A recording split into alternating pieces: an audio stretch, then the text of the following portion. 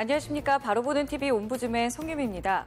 지난주 연합뉴스TV에서는 6.12 북미 정상회담 의제와 세부 일정 등 북미 회담 소식과 양승태 사법부의 재판거래 파문과 관련해 법원행정처 문건 공개 등 국내외 뉴스를 신속히 전했는데요. 오늘 연합뉴스TV를 말한다 시간에서는 뉴스 리뷰를 중심으로 이정훈 시청자 평가원이 모니터한 내용을 전해드리겠습니다.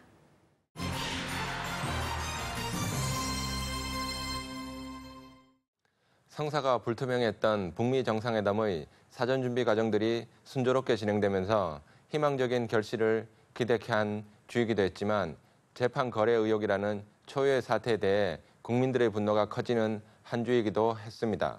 지난주 연합뉴스TV는 양승태 전 대법원장의 재임 당시 재판에 대한 거래 의혹과 이에 관련된 피해자와 사법부 내의 조사 요구와 사법부 당국의 반응을 집중적으로 다루었습니다. 지난 5월 28일 뉴스 리뷰에서는 양승태 전 대법원장이 상고법원 설치를 위해 원세훈 전 국정원장 사건 등 특정 재판을 놓고 당시 청와대와 거래를 한 의혹과 해당 의혹에 대한 특별조사단의 조사를 거부한 사실이 드러났다고 보도했습니다. 현재 양 전 원장에 대한 시민단체의 고발 사건이 서울중앙지검에 배당된 가운데 검찰은 법리 검토 작업을 하며 신중한 입장을 유지하는 분위기라고 전했습니다. 지난 5월 29일 뉴스 리뷰에서는 사법부가 블랙리스트 보고서를 내놓았지만 양승태 전 대법원장을 둘러싼 논란은 확대되면서 김명수 대법원장은 추가 조사 등 모든 가능성을 열어두고 있다고 밝혔다고 전했습니다.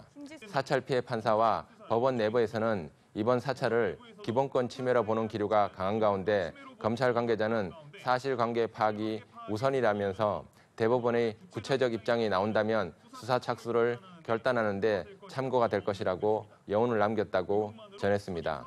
지난 5월 30일 뉴스 리뷰에서는 재판 거래 의혹이 확산되면서 검찰 수사를 요구하는 목소리는 연일 높아지고 있다고 전했습니다.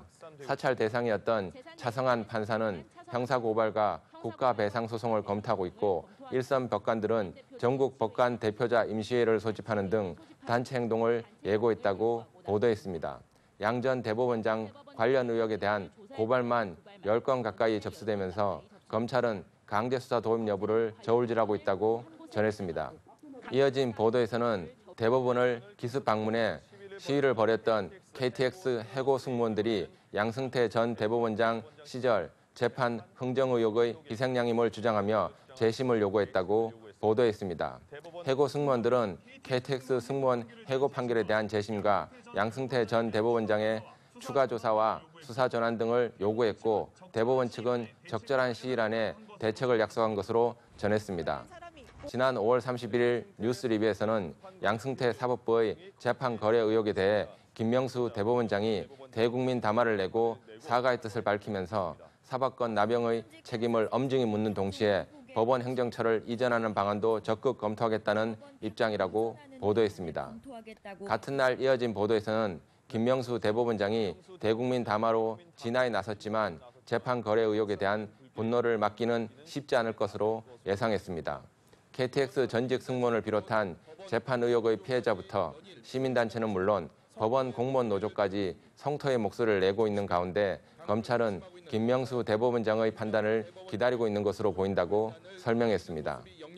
다음 달 법관 대표회의 등 일선 판사들의 의견이 모아진 뒤에야 양 전 대법원장에 대한 수사 착수를 비롯한 이번 사태의 진화 여부가 판가름 날 것으로 관측했습니다.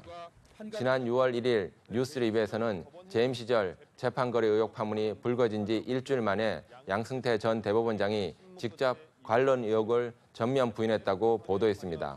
양 전 대법원장은 재임 당시 재판에 부당하게 관여한 적은 없고 재임 중 역점을 뒀던 상고법원 추진과 관련해 청와대와 협상을 시도하거나 이에 반대하는 판사들에게 불이익을 준 적도 없다고 주장했다고 전했습니다.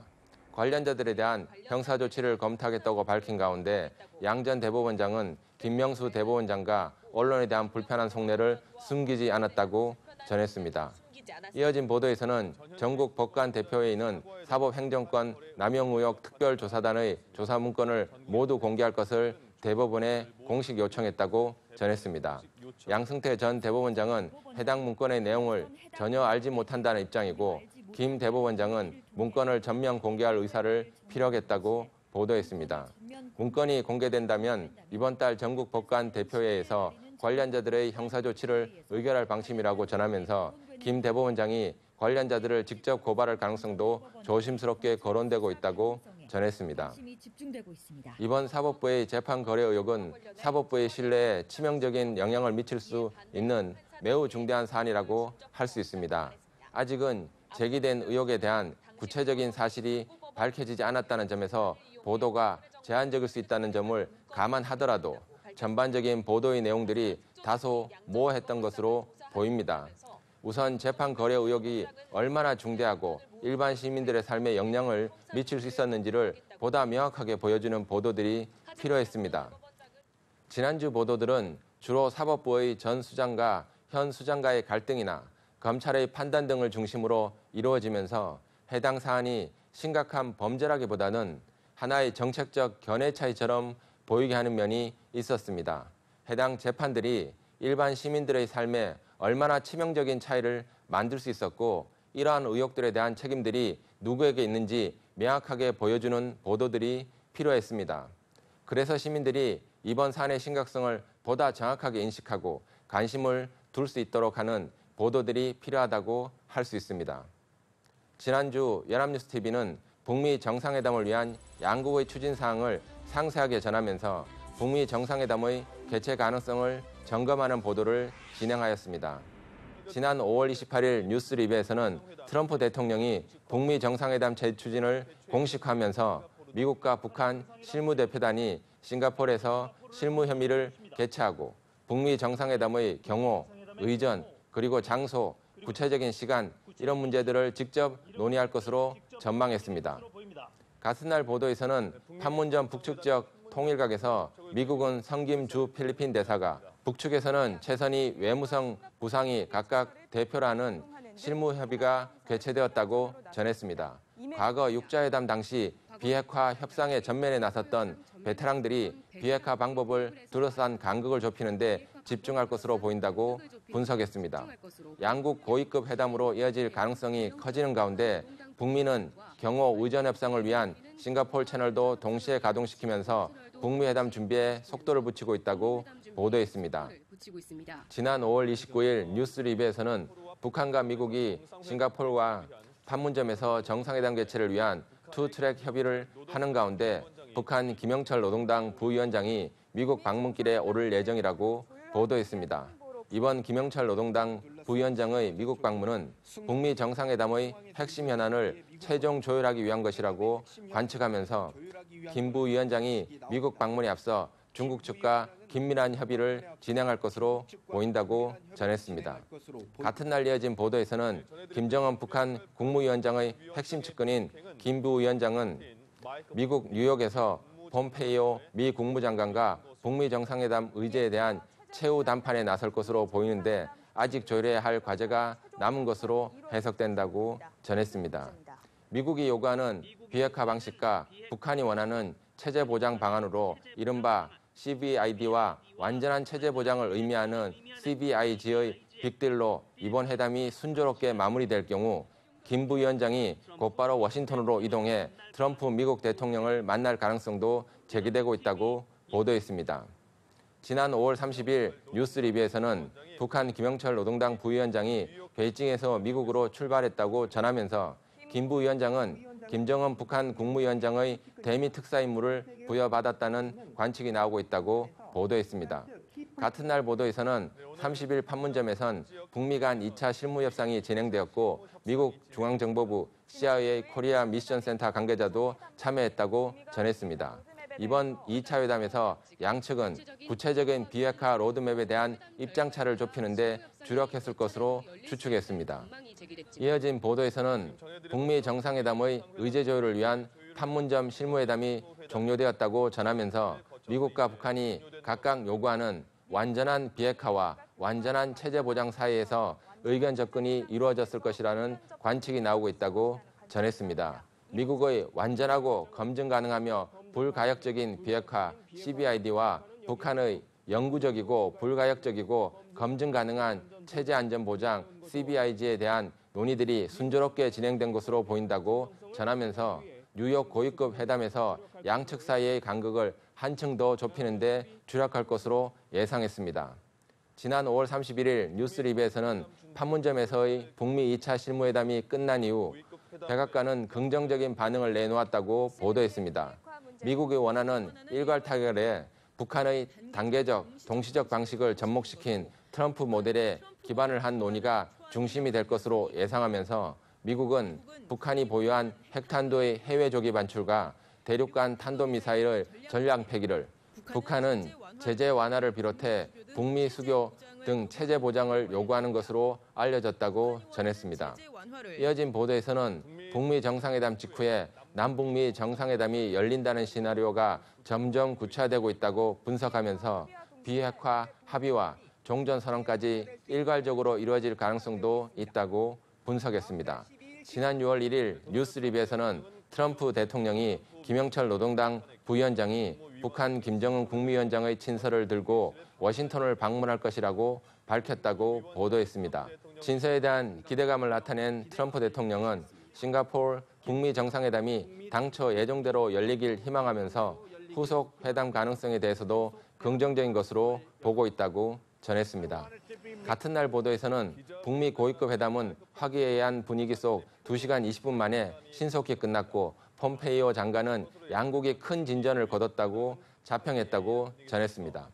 폼페이오 장관은 김 부위원장에게 뉴욕 맨하탄의 화려한 스카이라인을 보여주며 북한의 번영과 평화를 약속했으며 김 부위원장은 김정은 북한 국무위원장의 친서를 들고 트럼프 대통령을 예방할 예정이라고 전했습니다.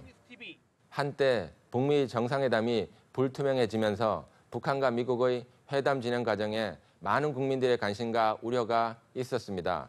이런 민감한 사안에 대해 차분하게 진행 사항을 보도했다는 점에서 긍정적인 지난 한 주였습니다.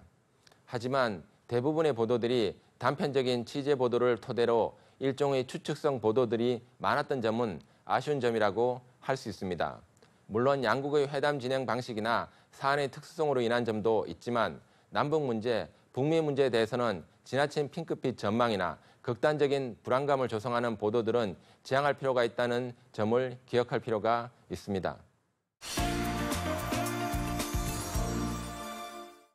네, 이번 순서는 주말에 방영되는 제작 프로그램을 대학생의 시선으로 분석하고 평가한 내용을 들어보는 캠퍼스 TV 리포트 시간입니다. 이번 주는 경희대학교 호텔경영학과의 홍지선 학생 나와 있습니다. 안녕하세요. 안녕하세요. 자, 지난주에 어떤 프로그램 모니터하셨나요? 네, 저는 지난 5월 26일과 6월 2일에 걸쳐 방영한 하모니를 모니터했습니다.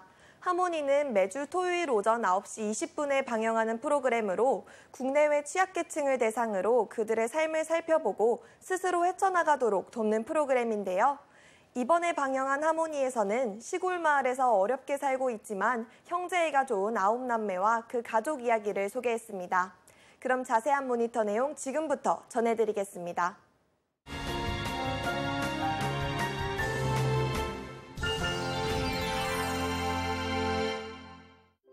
이번 하모니에서는 한 시골 마을의 9남매의 가족 이야기를 다뤘습니다. 영상을 시작하기에 앞서 부부가 9남매와 도시에서 시골로 이사하게 된 이유와 앞으로 전개될 내용에 대해서 간략하게 보여주어 이해에 도움이 되었습니다. 이야기를 만나봅니다. 여느 가족들처럼 엄마가 9남매를 깨우는 모습으로 시작했는데요. 일어나기 싫어하는 아이들과 바쁘게 아침 준비를 하는 부부의 모습이 공감이 되었습니다. 빨리 자야 되는데 허구는 너무 늦게 자니까. 이어 일을 나가기 위해 준비하는 아빠의 모습과 아이들을 깨우는 엄마의 모습, 9남매의 모습이 차례차례 등장하여 가족을 이해하기 좋았습니다. 가족이 많다 보니 누가 누구인지 알 수 없었는데요. 가족이 등장할 때마다 이름과 몇째인지를 자막으로 나타내어 도움이 되었습니다. 하지만 장면마다 자막이 너무 짧게 나타나 산만하게 느껴졌는데요. 충분히 인식할 수 있도록 자막이 있었으면 하는 아쉬움이 남았습니다. 첫째와 둘째가 등교하고 나면 나머지 동생들의 등원 준비는 셋째 혜지가 맡는다는데요. 마치 엄마처럼 기저귀부터 옷을 입히기까지 척척 해내는 모습이 대견했습니다. 세자매 중 그 사이 엄마는 막내 9째인 갓난아이 우혁이를 챙겨야 하는데요. 이 부분에서 9째가 태어날 당시의 상황과 부부가 9남매를 가지게 된 계기를 알 수 있었습니다. 좀 좋아하고 저도 이 모습대가 제일 예쁜 것 같아요. 예뻐서 자꾸 좋더라고요. 다음으로 농사일을 하는 아빠의 모습이 이어졌는데요. 아픈 남매를 위해 귀농을 하게 되었지만 일자리가 변변치 않아 생계가 어렵다는 점을 알 수 있었습니다. 아빠의 어깨가 무겁긴 하지만 아이들은 다행히 밝게 자라고 있었는데요. 아이들은 참 밝게 자라주고 있습니다. 하지만 가족이 많아 현실적으로 어려운 상황들이 있다고 합니다. 장녀인 혜민이가 반에서 꼴등을 했는데 어린 동생들과 방을 함께 쓰는 탓에 공부하기 어렵다는 이유인데요. 엄마는 아이들에게 최소한의 필요한 것을 해주고 싶어도 그럴 수 없어 미안한 마음이라고 합니다. 아이들에게 최소한의 필요한 것을 해주고 싶어도 그럴 수 없어 미안한 마음뿐입니다. 2부에서는 9남매의 우애에 대해서 다뤘습니다. 주말 아침 9남매의 모습으로 시작했는데요. 1부에서도 살뜰히 동생들을 챙기던 셋째 혜진은 엄마를 대신해 간식을 가져와 동생들을 돌봅니다. 그 사이 엄마는 8째인 혜연이를 데리고 병원을 찾았는데요. 아이들이 어리고 여럿이다 보니 병원을 찾는 일이 많다고 합니다. 이어지는 인터뷰를 통해 아이들의 잔병 치레로 인해 농촌으로 내려올 수밖에 없었던 이유를 알 수 있었습니다. 놀라는 것보다 걱정이 많죠. 애기도 있으니까, 깐난쟁이도 있으니까. 휴일을 맞아 남매들은 시내에 있는 마트를 찾았는데요. 야무진 셋째 혜지가 언니와 동생들을 챙기는 모습을 통해 남매 간의 평소 성격을 추측해 볼 수 있었습니다. 자신의 용돈으로 동생들과 언니에게 아이스크림을 사주는 모습은 의젓하다고 느껴졌습니다. 9남매가 함께 킥보드와 자전거를 타고 보물찾기를 하는 모습을 통해 서로 양보하고 돕는 모습은 저절로 웃음이 지어졌는데요. 이어서 엄마와 함께 병원에 갔던 8째 혜연이가 돌아왔는데 어린 동생을 언니 오빠들이 반겨주는 모습을 통해 9남매의 우애를 엿볼 수 있는 시간이었습니다. 다음 장면에서는 셋째 혜지를 찾아온 심리상담 선생님의 모습이 이어집니다. 일주일에 한 번 진행되는 상담에서 혜지는 셋째가 느끼는 형제 간의 중압감이 있다는 것을 알 수 있었는데요. 네네. 시뮬레이션을 통해 남매 간 다툼이 있을 경우 현명한 해결 방법을 배우는 혜지가 대견하다고 느껴졌습니다. 그러나 의젓하게만 느껴졌던 속내에는 형제 간 눌려져 받는 스트레스가 컸겠다고 느껴져 안타까웠습니다. 새끼손가락 거리 걸고 꼭꼭 약속해. 다음 이야기에서는 어린이집 소풍을 나온 다둥이 가족의 이야기를 보여줬는데요. 상담 후의 혜지의 모습과 다둥이의 모습이 궁금해졌습니다. 아빠 등을 차지할 수 있어. 네, 모니터한 내용 잘 봤습니다. 웃음을 잃지 않고 살아가는 9남매의 모습이 참 인상 깊은데요. 다둥이 가족의 모습을 보고 홍지선 학생은 어떤 점을 느끼셨나요? 네, 하모니에 담긴 9남매의 모습을 보면서 서로 양보하고 도와가며 성장하는 모습이 인상적이었습니다. 때로는 형제가 많아 양보하는 일도 많지만 나중에 커서는 서로 의지가 되는 소중한 존재라 생각되는데요. 9남매가 앞으로도 가족의 소중함을 알고 멋진 어른으로 성장해 나가길 바랍니다. 네, 알겠습니다. 지금까지 경희대학교 호텔경영학과의 홍지선 학생과 함께했습니다. 오늘 말씀 고맙습니다. 감사합니다.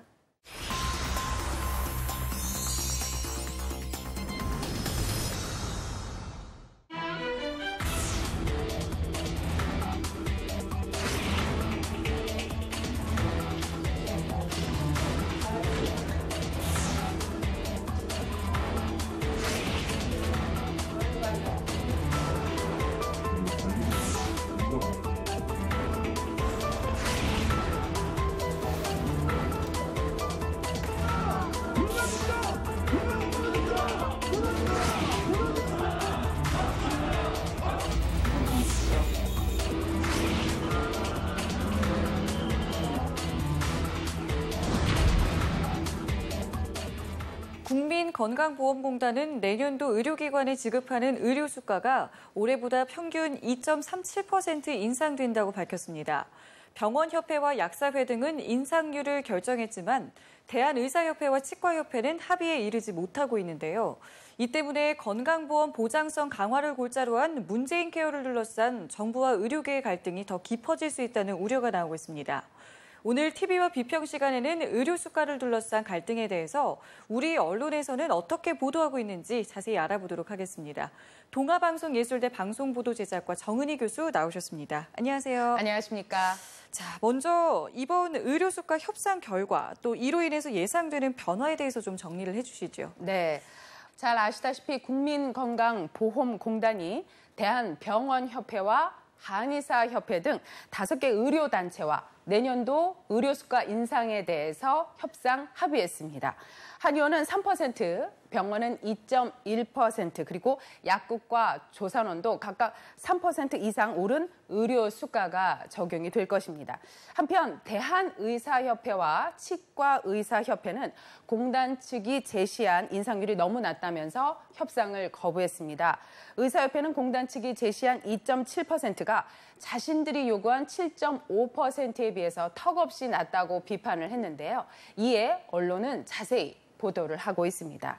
먼저 보도에 따르면 건보공단은 내년 의료기관별 수가 인상률이 병원은 2.1%, 한방은 3.0%, 약국은 3.1%, 조산원 3.7%, 보건기관 2.8%로 결정됐다고 지난 1일 밝혔습니다.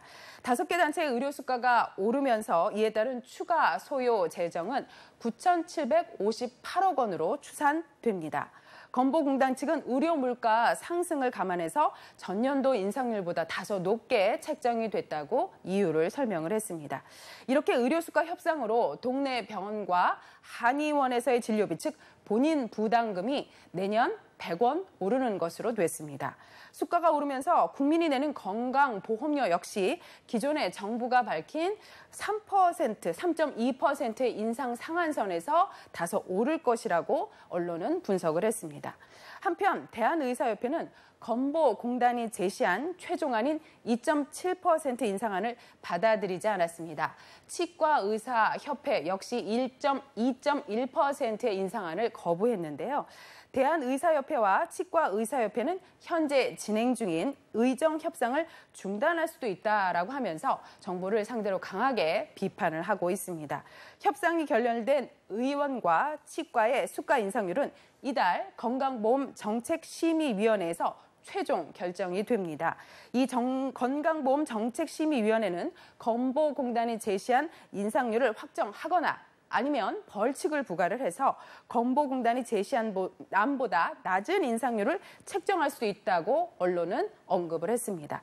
이렇게 숨가쁘게 진행되고 있는 의료수가 협상에 대해서 언론은 자세히 보도를 하고 있습니다. 네.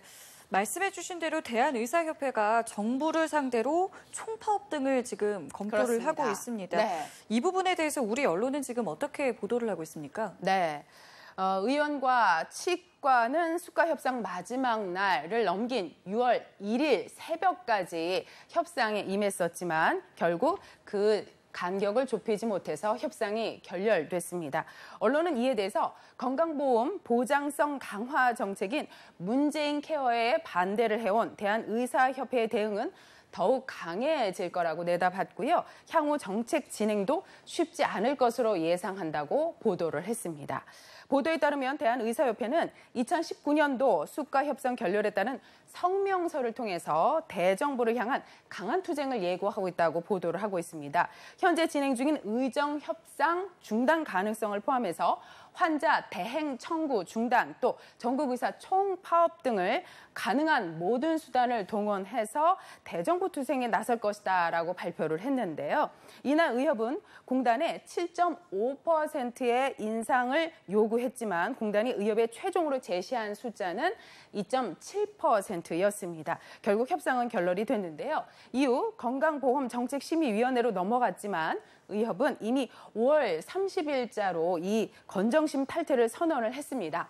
이런 상황에서 의료계가 말한 의정협상 중단은 건정심 탈퇴에 이어서 6월 14일 예정된 2차 의정실무협의체 등 의정 대화 창구를 전면 차단하겠다는 의미로 언론은 분석을 하고 있습니다. 또한 의료계에서 검토하고 있는 환자 대행 청구 중단은 환자가 본인 부담금만 받고 건강보험 청구를 하지 않겠다는 겁니다. 환자에게 동의서를 써준 다음 환자 스스로가 공단 부담금을 받아서 의료기관 심사 청구에 불편함을 일깨워주는 캠페인이라고 의협은 설명을 하고 있습니다. 그리고 전국의사 총파업은 말 그대로 집단 휴진 등을 의미를 합니다.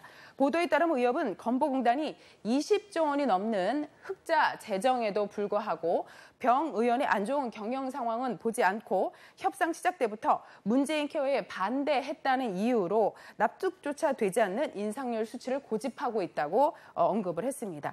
의협은 우리나라 국내 총생산 대비 의료비 수준은 OECD 평균보다 좀 낮다라고 말하면서 국민 건강권을 위해 의료에 대한 국가 재정을 대폭 늘릴 것을 주장을 하고 있습니다. 또한 문재인 케어 발표 당시 적정 수가를 보장하겠다는 공약 역시 시행하라고 주장하고 있습니다. 언론은 이에 대해 자세히 보도를 하고 있는데요.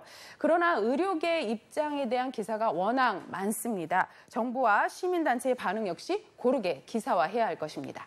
네, 자 그동안 정부와 의료계 일부는 이 문재인 케어를 두고도 대립각을 계속 세워왔습니다. 그렇습니다. 우리 언론에서는 문재인 케어를 둘러싼 쟁점, 또 각계의 입장을 어떻게 전달을 하고 있습니까? 네, 잘 아시다시피 문재인 대통령은 2017년 8월 문재인 케어로 일컬어지는 건강보험 보정성 강화 대책을 직접 발표했었습니다. 문재인 케어를 한마디로 요약을 하면 건강보험 혜택은 늘려서 환자의 의료비 부담은 줄이되 또 건강보험료 부담은 늘리지 않겠다는 것입니다. 문재인 케어는 정부가 더 많이 부담을 함으로써 개인의 의료비 부담을 줄이겠다는 것입니다. 개인의 의료비 부담을 줄이기 위해서 건강보험에서 보장하지 않던 부분을 없애려는 것이죠. 이에 추가로 필요한 재정은 그동안 쌓아왔던 흑자 재정에서 조달을 하고 부족한 부분은 국가 재정에서 충당한다는 것이 바로 이 문재인 케어의 핵심입니다.